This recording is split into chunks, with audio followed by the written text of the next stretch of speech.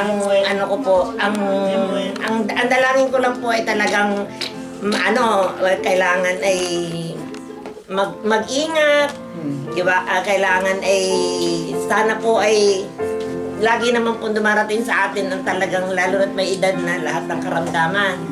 Pero sa ngayon po ay ang ano ko po ay siguro sa kanya ding sobrang lapit niya sa Panginoon, talagang hindi siya nagkakameron ng masamang karamdaman o kung ano man po, talagang ang panalangin ko lang po talaga ay ligtas at humaba pa ang buhay at dumapa maraming karawan sa buhay niya. Yun lang po. I love you pa. Meow.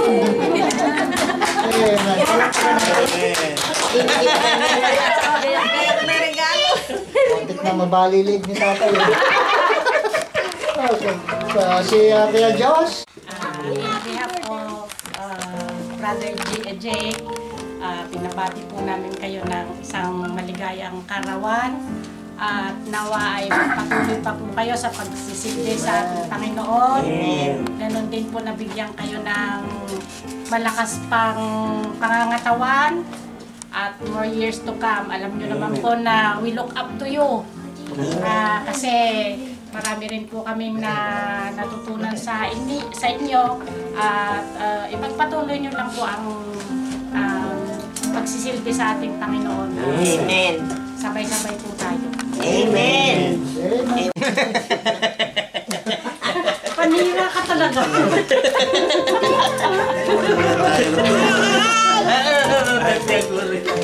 Happy birthday and thank you.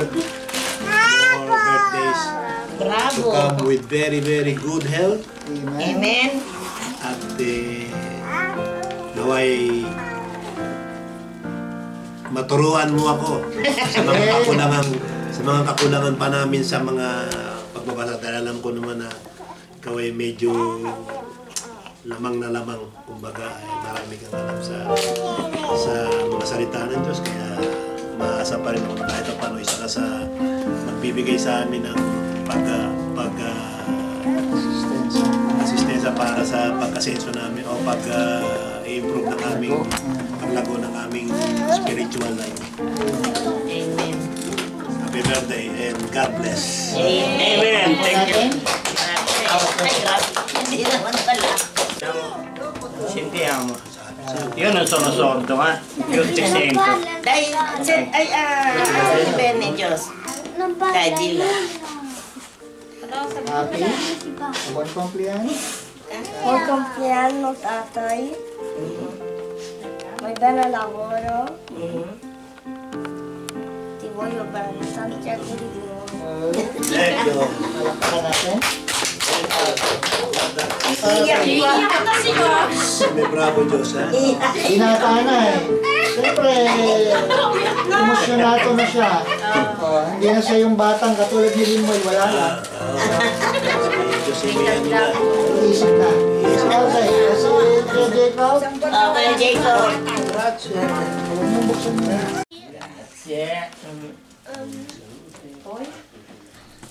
Lavora bene. Sì, grazie. Benedica. Bless you. May God bless you. Thank you. Bacho. Oh, Brando. Gloria tatay, va bene il lavoro. Grazie. Hoy, makompliano. Buon compleanno. Buona salute. Buona salute. Signore, benedica. Ikaw naman, Limel. Olimel. Bacho tatay, bacho. Bacho, kiss, kiss. Kiss tatay, kiss. Okay. Sa Panginoon. Amen. At dumating pa akong muli sa edad na ito. Pagamat delayed ng 6 months. Ang sabi nga, huliman daw at magaling, eh huli pa rin. Pero sa Panginoon wala huli. Amen. Actually, 14 years ago, naalala ko yun. Hindi ko akalain na muling ako'y mahuhuli ng Panginoon. Oh. Kasi nung bata pa ako, kasama na ako ng tatay ko sa church. Kasama na ako sa church. Pero nung mag-umpisa akong mag-high school, palibasa hindi ako sa bahay, hindi ako nakatira sa amin, self-supporting, may sarili akong buhay. So hindi ako nagabayan ng tatay ko. Although, iminulat niya sa amin ng Panginoon, iminulat ang church, iminulat na. At nabigyan ko siya doon ng kahihiyan. Tatay ko nabigyan ko ng kahihiyan. Kasi doon sa church na ina-attend namin, Baptist din yun, isa siya sa pinakamatanda na member ng church na yun. At isang araw ng linggo, pumunta ako doon, ako'y lasing na lasing. Hindi, bravo! Lasing na lasing, kasama ko yung mga kabarkada ko sa fisheries, nagpunta kami doon. At nung magtatawag sa unahan, isa ako sa pumunta sa unahan dahil nga ako'y tuliro. Dahil nga sa tuliro, nag-blow ko sa loob ng church. So, hindi ko napapaya ko kasi hindi yung kahiyan ko, yung kahiyan ng tatay ko. Pero alam niyo, hindi siya nagalit sa akin. Hindi siya nagalit. Ang sinabi lang yan sa akin, magbago ka. Yun lang ang sinabi sa akin, tatay ko. Then, sinifrega na ako, umalis na ako. Hanggang sa nagpunta ako dito sa nakasalamuha ka mo doon. Hindi ko akalain, isang araw, noon nga kami sarap ng presentation ng SMDC. Napunta nga kami doon sa church na yun, doon sa Liapad Cherry. At pagbaba ko pa lang ng hagdan, parang may multo doon sa loob. Dahil umano yung buhok ko. Tumayo lahat na ganyan. At yung sasabihin ko na gusto ko i-share ko lang, wala akong nasabi. At umpisa sa araw na yun, sumila sa araw na yun, parang ang Panginoon ay nangusap. Kaya nung nakita doon sa monitor, na nagsabi kung sino gusto lumapit, mag-pray o gano'n, isa ko sa lumapit. At ako'y natutuwa ginamit si Brother Joey kasi siya yung pinaka malapit sa mga lahat ng dumarating.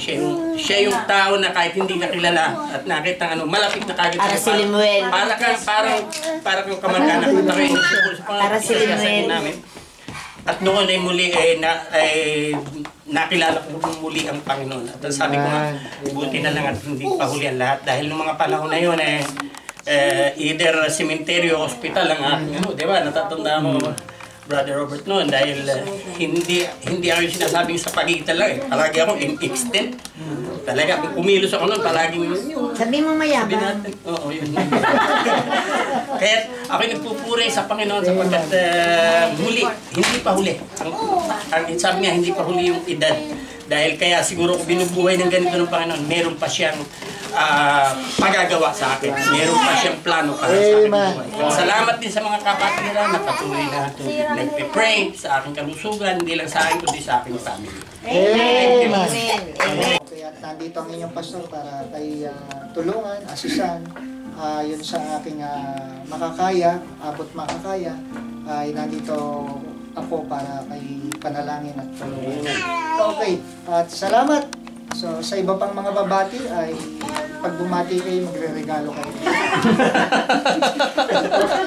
Dahil wala na tayong time, so pagsalitain naman natin si Brother Oscar ngayong sa kanyang kaarawan. Actually, sa Bible, ang gray hair o white hair, sa Bible kasi gray hair ang tawag sa mga matatanda na. So, at yung salitang gray hair ay isang sabi ng Word of God, ito ay dapat matuwa tayo. Kung tayo dumadami ng puti, marami ng puti. So huwag daw tayo mahiya. Yan ay sign ng pagkakaroon ng karunungan, no, sa ating Panginoon. Kaya hindi dapat tayo mahiya, no, na doon ay sa Bible kasi baliktad sa prinsipyo ng mundo. Hindi ko na sasabihin, sa atin at proud naman tayo. Dahil yan ay patunay na ang Diyos ay tapat sa atin. Okay, at sige, Brother Oscar. Hamon din sa amin. Pagpapala. So, okay. So, sige. Tayo pa yung mananalangin. Then, we will start our program. So, tumayo na po tayong lahat.